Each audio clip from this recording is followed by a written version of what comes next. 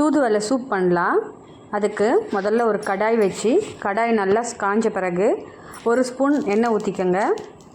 இதுக்கு தேவையான பொருட்கள்: வெங்காயம், பூண்டு, மிளகு, சீரகம், 1 கப் தூதுவளை எல்லாம் க்ளீன் பண்ணது. நான் இதுக்கு சின்ன வெங்காயம் எடுத்துக்கிறேன், ஏன்னா சின்ன வெங்காயம் சளியெல்லாம் நல்லாவே அறுத்து எடுக்கும். கூட 3 பல் பெரிய சைஸ் பூண்டு போட்டிருக்கேன். இது நல்லா வதங்கணும். நான் ஆல்ரெடி மிளகை தனியாக வறுத்து தூள் பண்ணதுனால இப்போ இதில் ஆட் பண்ணல. 1 ஸ்பூன் சீரகம் மட்டும் இதில் ஆட் பண்ணிக்கிறேன். 1 கப் தூதுவளை அந்த முள்ளெல்லாம் க்ளீனாக எடுத்துகிட்டு இப்போ நம்ம இதோட வதக்கிறோம். இந்த தூதுவளையில் லைட்டாக கசப்பு இருக்கும். அந்த கசப்பு தான் அந்த நெஞ்சில் இருக்க சளி எல்லாமே க்ளீன் பண்ணிவிடும். நல்லா வதக்குங்க.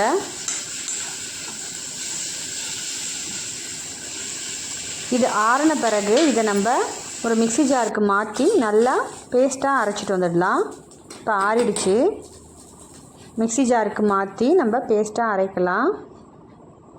எவ்வளோ தண்ணி வேணுமோ அவ்வளோ வச்சுக்கலாம். இப்போ ஒரு 3 பேருக்கு செய்கிறீங்கன்னா ஒரு 2 டம்ளர் தண்ணி ஊற்றி நல்லா அதை கொதிக்க விடுங்க. உங்களுக்கு வேணும்னா தக்காளியும் சேர்த்து கூட போட்டு வதக்கி அரைக்கலாம். எனக்கு தக்காளி நான் இன்றைக்கி யூஸ் பண்ணலை. நான் இதை 2 பேருக்கு கொடுக்க போகிறோம். ஸோ அதனால் நான் 2 டம்ளர் தண்ணி ஊற்றிருக்கேன்.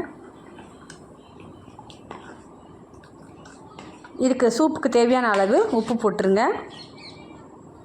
நல்லா மிக்ஸ் பண்ணி விடுங்க. கொதிக்கட்டும்.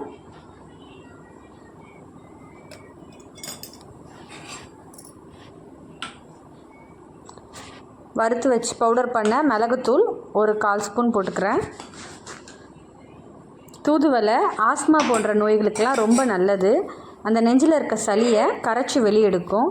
இது மாதத்தில் நீங்கள் ஒரு 2 வாட்டி சூப்பாவோ ரசமாவோ வச்சு இதை நீங்கள் ரைஸ் கூட சேர்த்து சாப்பிடலாம். ஆனால் நீங்கள் மோஸ்ட்லி சூப்பாக எடுத்துக்கிட்டிங்கன்னா ஈவினிங் ஒரு 4 o'clock எடுத்துக்கிட்டிங்கன்னா அது நல்ல ஒரு பலன் தரும்.